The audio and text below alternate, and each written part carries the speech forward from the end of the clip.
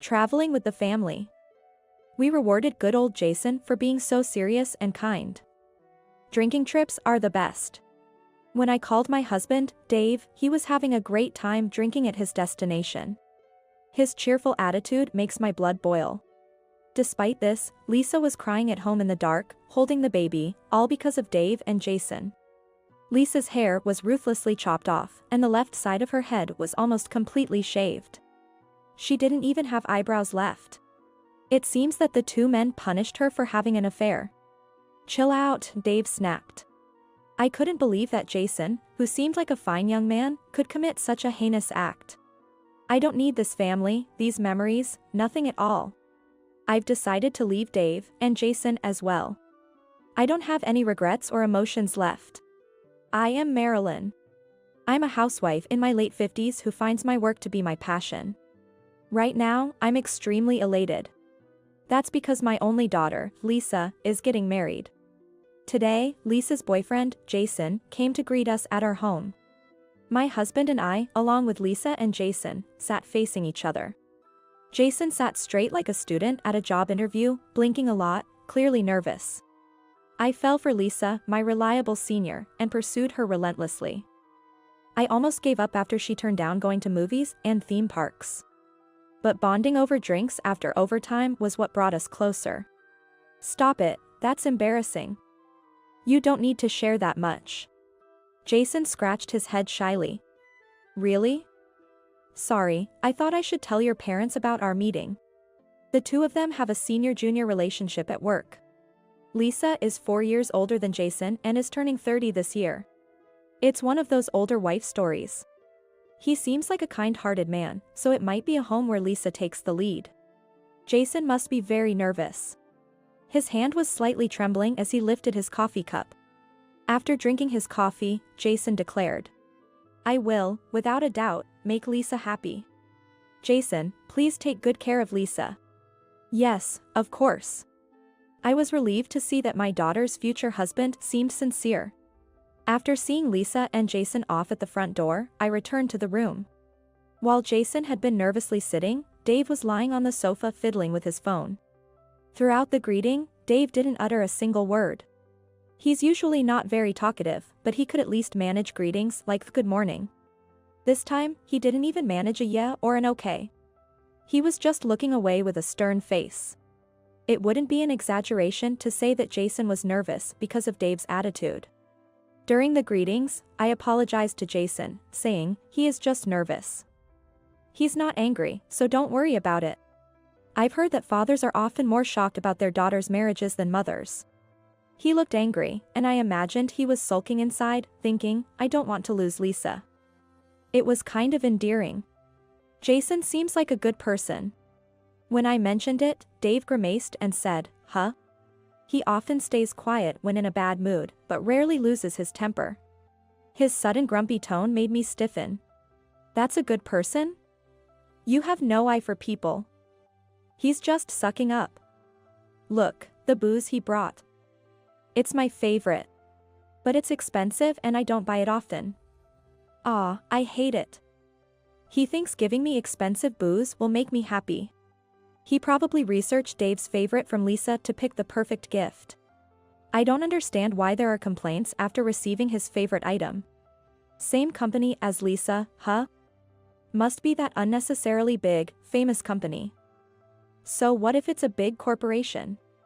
Just because they pay well doesn't mean they can act all high and mighty. Showing off by buying expensive booze, so annoying. Maybe his outburst came from the complex feelings about his daughter's marriage? No, even if he feels sad about losing his daughter, this is too much. Let's stop. We don't know much about Jason yet, and it's not right to speak ill of him. Lisa chose him. Let's trust her. When I made it clear, Dave seemed to deflate. He slumped, looking unsure, and swallowed the words he wanted to say. This is Dave's usual demeanor. He couldn't find the right words and chose silence, but he expressed his mood by slamming doors and clicking his tongue. Occasionally he bursts out like this, but the moment I intervene calmly, Dave suddenly becomes quiet again. It's sad that I can't share the joy of Lisa's marriage with Dave. I remember a similar fuss when Lisa was about to go to college. What? You're going to college? It was May of Lisa's senior year of high school when he first mentioned it. Despite her attending supplemental classes and studying at home all the time, it seems he hadn't noticed. Why? There's no need to go to college, right? It costs money, doesn't it? Lisa explained her desire to pursue further education politely. But whether Dave was listening or not, he was looking in another direction and digging his pinky into his ear. As if to dismiss Lisa's passionate argument, he blew on his dirty fingertip after pulling it out of his ear. Wow, studying, huh? Rather than that, you should start working on site and learn the job. There are college grads my age at my company. But I don't get why they get promoted over me, who's been here longer. All that talk about studying, but colleges are just for playing around. What's so great about being a college grad? His prejudice was astounding. Yet, when I insisted that Lisa should go to college, Dave stayed quiet. Despite his obviously grumpy demeanor, Lisa got accepted into her first-choice college. Dave didn't even offer congratulations. His grumpy attacks don't bother me much anymore, they feel like a normal part of life. And now, this marriage thing has really gotten under his skin, surpassing his usual grumpiness and making him raise his voice. Jason seemed to be concerned about Dave's attitude. Despite his unpleasant demeanor, Jason kept inviting him out for drinks. At first, Dave was stubborn, but as he shared drinks with Jason, he gradually opened up. It was thanks to Jason's willingness to listen. That's why, Jason, I hate people with high education. I have more work experience, yet just because they have a degree, they climb over me. Isn't this world messed up? Yes, Dave. In our dining room, Dave was feeling good. When bringing snacks, I apologized to Jason, saying sorry, but he simply smiled and shook his head slightly. I have high hopes for you, Jason. Despite being a college grad, you're humble. Yeah, that's good. You don't hold a high position despite your education, huh? I see, you must really be incompetent at work, right? Since Dave started to belittle Jason, I hurried to stop him. Again, Jason smiled and said, "It's okay. Look, see? In our house, the wife bosses around. I failed at educating my wife. But there's still hope for you, Jason. Think of the wife as the husband's servant. Don't worry even if you can't achieve results at work. After all, no one else is going to judge us correctly. Rule your home like it's your kingdom. Got it? Ha ha ha. Yes, I understand, Dave. This is the first time I've seen Dave so badly drunk. He might be pleased because college graduates, whom he usually dislikes, are listening to him. Yet, no amount of flattery excuses his harsh words, but Jason kept lifting him up without losing his smile. What a remarkable person he is. He made an effort to get close to his fiancé's father. I was utterly reassured that Lisa's future would be bright. I was completely reassured that they would have a wonderful married life. Dave also approved, and Lisa and Jason got married without any issues. They now live in an apartment about 20 minutes away by train from our house. Soon after, Lisa became pregnant. Coming back home for the birth? No way. Kids are noisy. Lisa had asked to come home for the birth, but Dave flatly refused. It's her first birth, so she must be anxious. I'll cut back on work and support her properly. We won't bother you, please. We're family. Let's help each other. Just that was enough for Dave to pout and fall silent. It's as if I could hear his inner voice saying, I guess I have to do whatever you say. It's not that I want to ignore Dave's feelings. So, I explained how important postpartum support is, but since Dave wouldn't respond at all, I was at my wit's end. She'll be here the day after tomorrow, she'll be here tomorrow, I counted down to let Dave know. And somehow managed to arrange for Lisa to come home for the birth. And Lisa safely gave birth, now resting comfortably at our home. The first grandchild is a girl named Emily. Holding a newborn baby after a long time, she was soft and had a sweet scent. Even Dave couldn't help but smile at her cuteness. He doesn't know how to handle babies and doesn't fuss over her, but he pretends to pass by and sneaks peeks at Emily. After about a month of rest, the day for Lisa to return home arrived. Jason came to pick her up, and I felt a bit sad that this happy time was ending. Jason, it must have been hard on you being alone. Sorry for letting Lisa indulge in coming home. She's been lazing around here as if it's her job. When you get back home, she should make up for all the time she slacked off. Dave probably said that, trying to sound important, treating Jason almost like a subordinate. I was about to scold him, but Jason spoke first. Ha ha ha, understood, Dave. Jason seems to have gotten quite used to handling Dave. He agrees to keep the peace rather than cause a confrontation. I don't want to go back, Lisa muttered anxiously. It's unusual for her, who is normally so composed. What's wrong? Before Lisa could say anything, Jason put his arm around her shoulder. You shouldn't always rely on your mom. Lisa nodded, her face straining as if to hold back tears. Maybe she found it hard to leave the comfort of her parents' home. I won't be able to help as much from now on, but with Jason by her side, I shouldn't worry. I've significantly reduced my workload this past month. I made sure to come home early without overtime and even took a few days off. Caring for Emily was not tiring but rather energizing, filling me with motivation for work. At work, they were eager to send me on a business trip. I'm pumped to work hard so I can buy cute toys for my granddaughter. And a few days later, I returned home from the business trip. It's too late tonight, so I'll bring souvenirs to Lisa's house tomorrow and get to hold Emily. While I was excited about this plan, just as I was about to open the door to my house, I faintly heard a baby's cry. It was still a fragile, weak cry. I was happy thinking Lisa had come to our house, but suddenly, my heart felt uneasy. Something was off. Yes, our house was completely dark. When I opened the door, the crying became louder. There was no doubt about it, Emily was inside. Yet, why were there no lights on anywhere? Lisa, are you there? There was no response, only Emily's crying echoing through the house. I kicked off my shoes and hurried through the house. When I opened the living room door, I could vaguely see a figure in the dark. Tentatively, I turned on the light. Ah! I gasped and recoiled in shock. There was Lisa, holding Emily and shedding tears. But I couldn't recognize her at first. Because her hair was chopped haphazardly, and the left side of her head was shaved almost to baldness. Lisa? Are you okay? What happened? As I rushed over to her, I noticed she didn't even have eyebrows. I almost screamed again, but instead, I embraced her. Lisa's hoarse crying sounded directly in my ear, painfully squeezing my heart. I held Lisa for a long time. Finally, she whispered the dreadful reason. Dad did this to me. What? Why? No matter how moody or angry Dave got, he had never laid a hand on anyone. Could this be some mistake? But Lisa's next words only added to my confusion. Anne. Jason. What? That was impossible. Not the Jason I knew, who was the picture of a good young man. As I reeled in shock, Lisa's empty gaze met mine. In that moment, I was certain of the truth. Lisa wouldn't lie. But why? Lisa continued with an unbelievable explanation. I cheated, that's why. That can't be. I mean, actually. I truly believe in Lisa, yet she told a story that seemed unreal. Struggling to keep from losing it, I called Dave to verify the facts. Hello, hi there. Dave answered the phone cheerfully.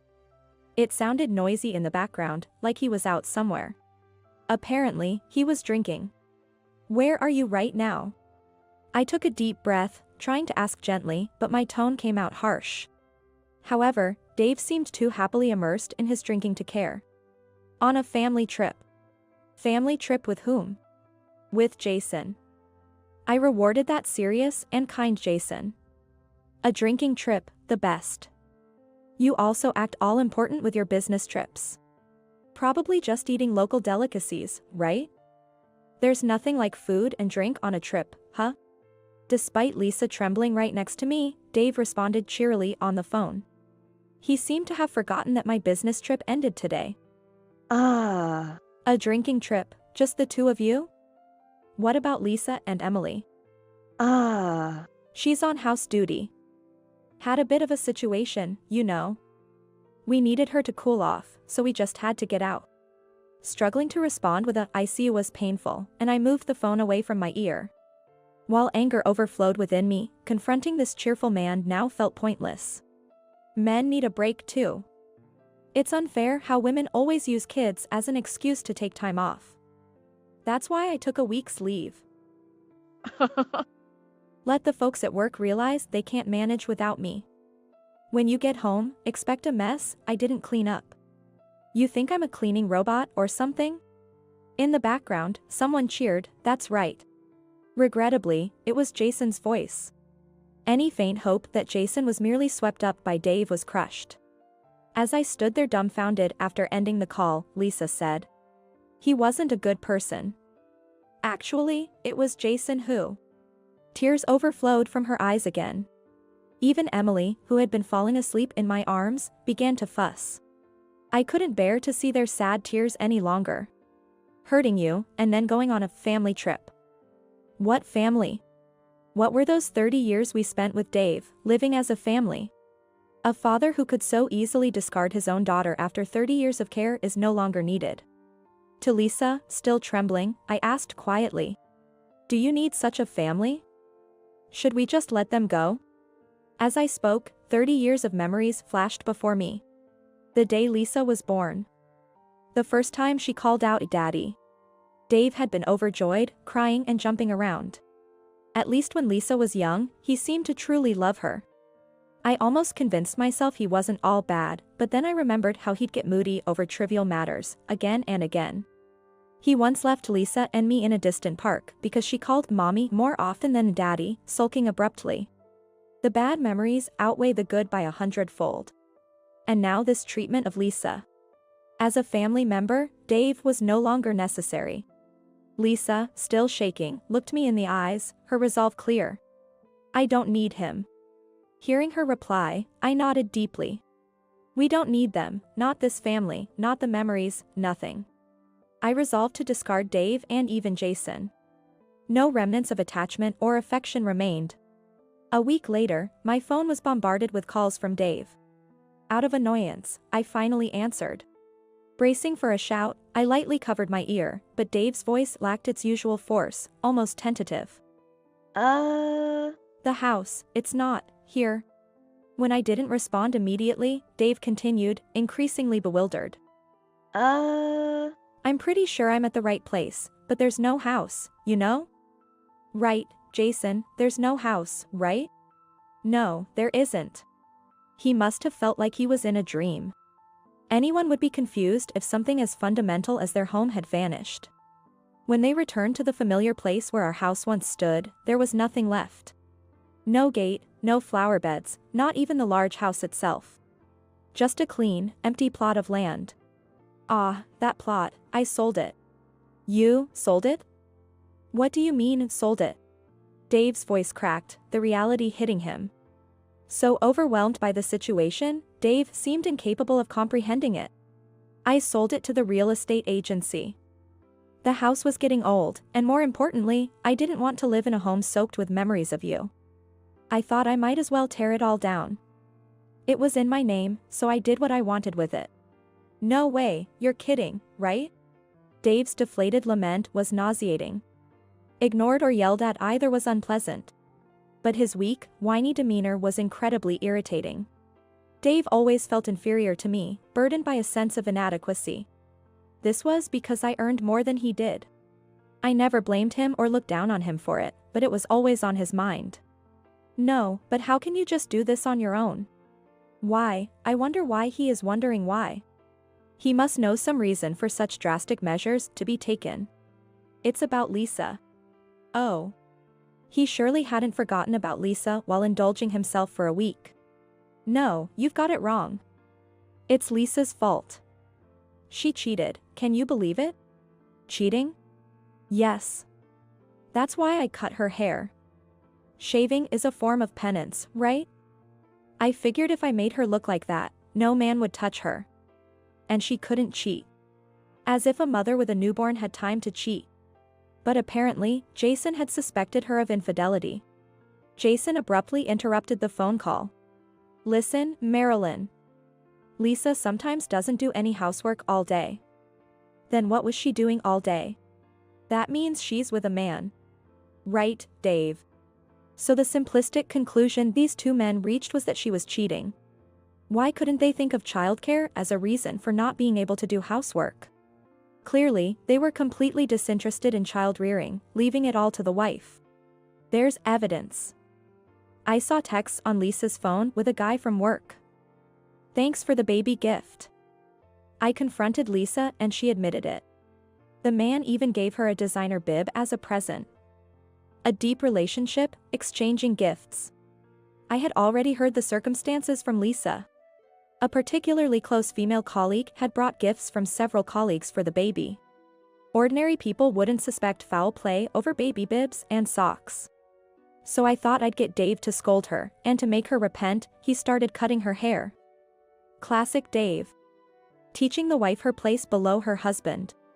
Jason's tone was aggressive. Lisa didn't cheat. No, if a woman isn't taking care of the home, it means she's with a man. Was Jason always like this? I even hated myself for once believing he was a dependable, good young man. Then let me say this. If you suspect your partner of cheating, isn't it because you're doing it yourself? What? No, that's not. He was clearly flustered. I just heard from Lisa. You used her absence as an opportunity to bring women over to your house, didn't you? How did you know that? So it was true.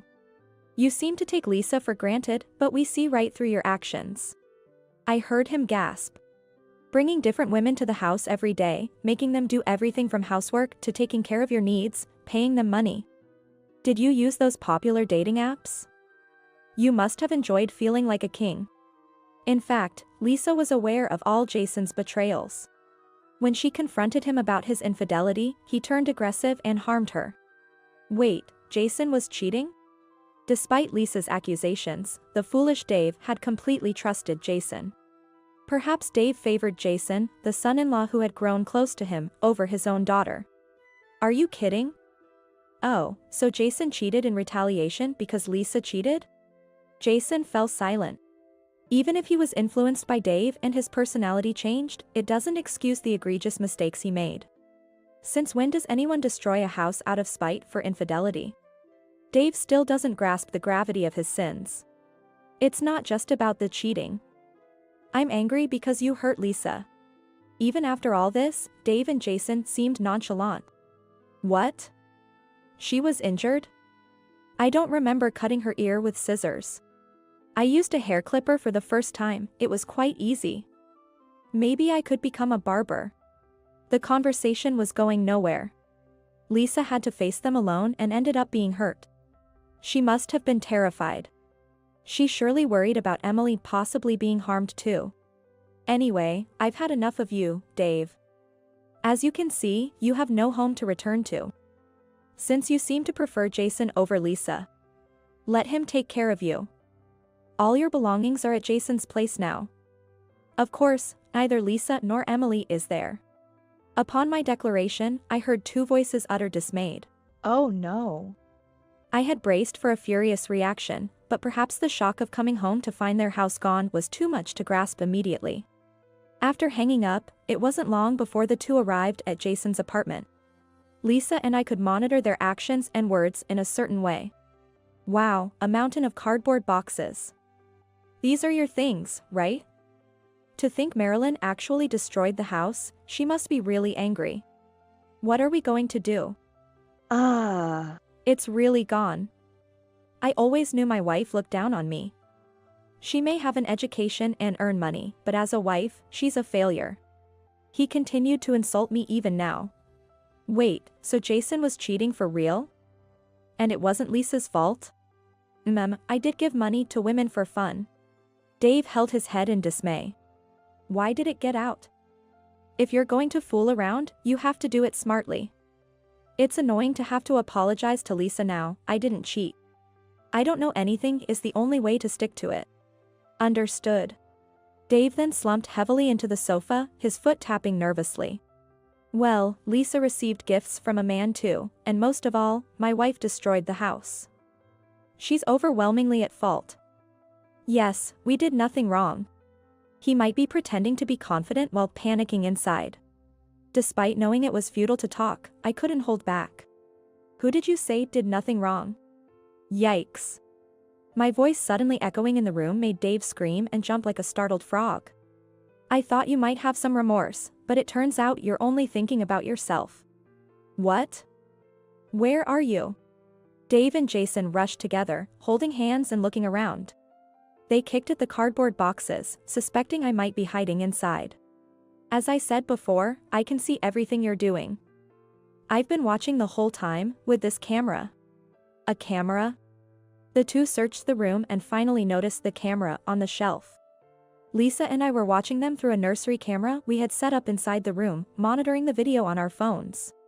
We could even communicate through it. A hidden camera? You were spying on us?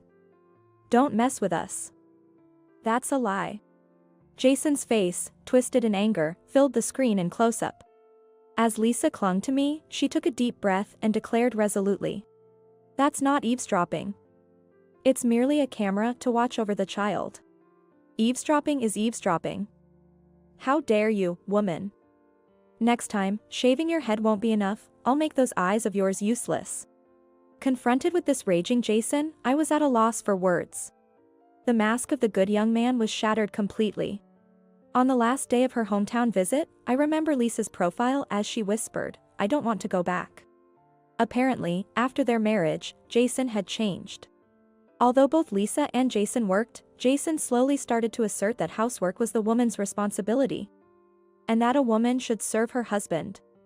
Unexpectedly, the nanny camera captured Jason's abusive language and his infidelity. Oh, what a shock. From a safe place, Lisa maintained her composure, provoking Jason's nerves. Enraged, Jason grabbed the camera and slammed it onto the floor. The camera, now on the floor, captured Jason stomping furiously. Don't mess with me. How dare a woman try to trap me? Don't underestimate men.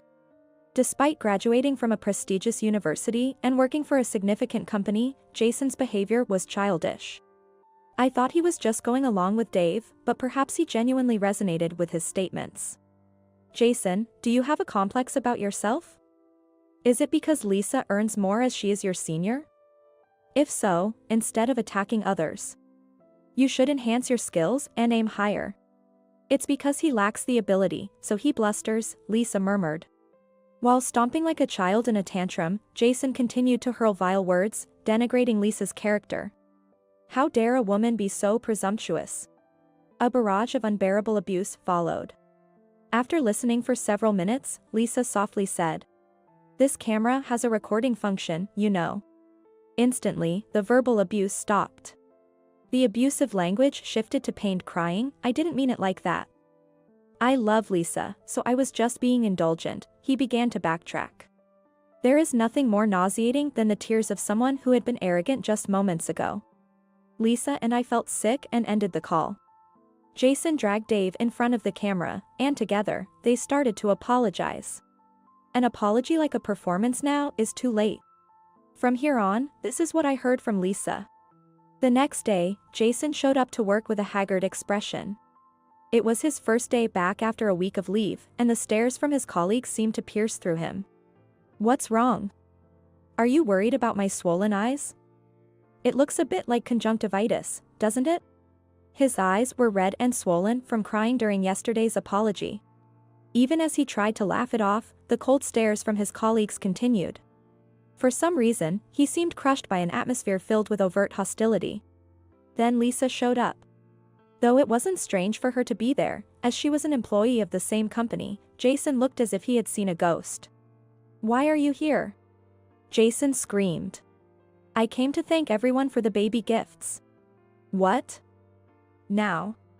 You don't have to do that now. Don't show your scary face here. It was precisely because of the timing that it mattered.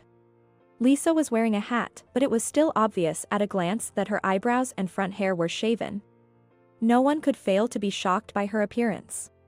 Lisa had only spoken modestly about Jason, so her colleagues were initially skeptical.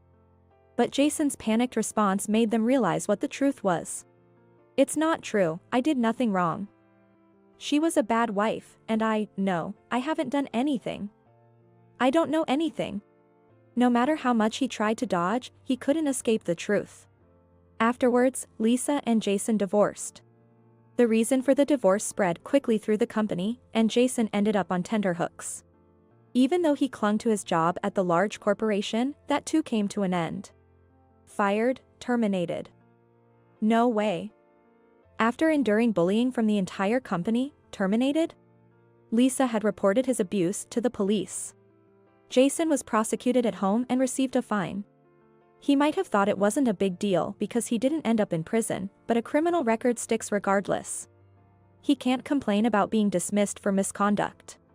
After being disconnected for a while due to the unplugged power cord, the nanny camera finally showed Jason's head. His hair was cleanly shaved, revealing a scalp that glistened blue. Can you see this? Lisa, I was wrong. I now have a criminal record and am unemployed. Are you satisfied now? As you can see, I've shaved my head. I am repentant. Lisa initiated the conversation without hesitation. If only we could turn back time. Lisa. Yes, you're right. Let's turn back time and start over. Lisa's hair had just grown enough to be styled into a very short cut, and her eyebrows had regrown. Her features are distinct, making her look like a cool older sister. Her expression has also become much brighter. That's impossible. Time doesn't rewind. And even if it somehow could, I'd go back to before I ever met you and make sure we never did. Lisa's voice no longer trembled. This will be our last conversation. I've already asked a lawyer to handle the rest. A lawyer?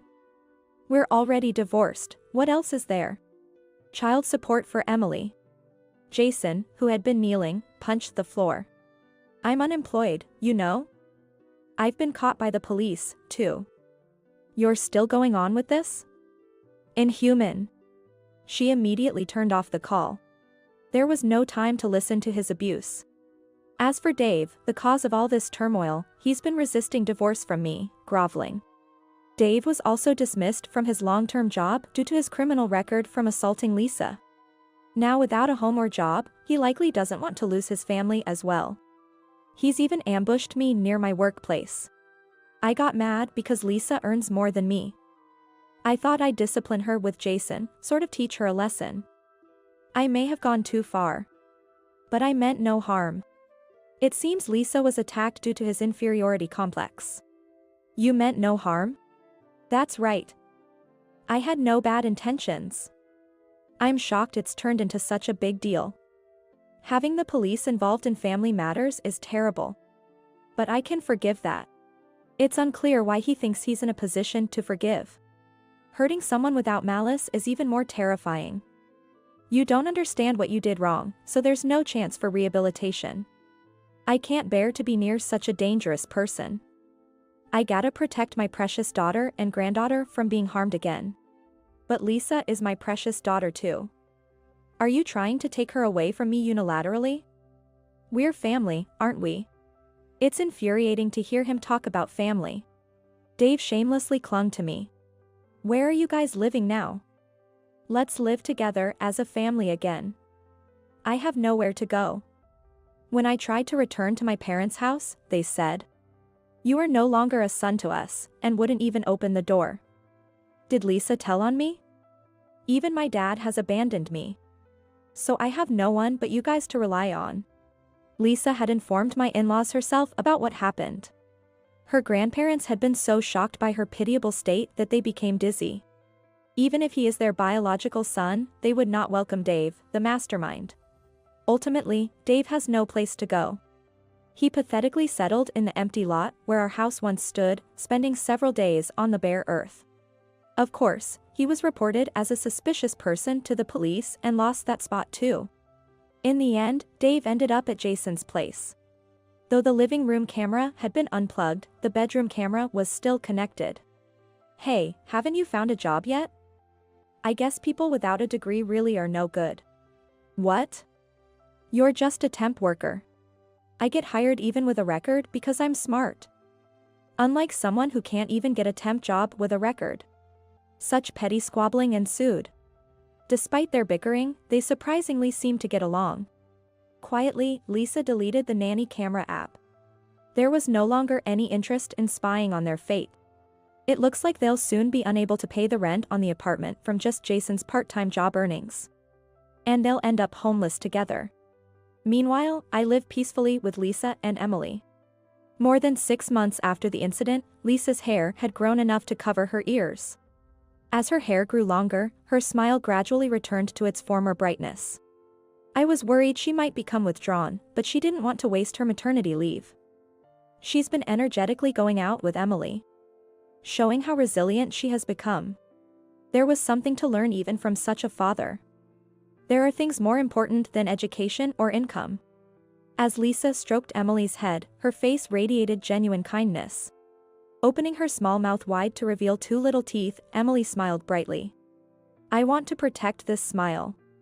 Catching each other's eyes, Lisa and I surely shared the same sentiment.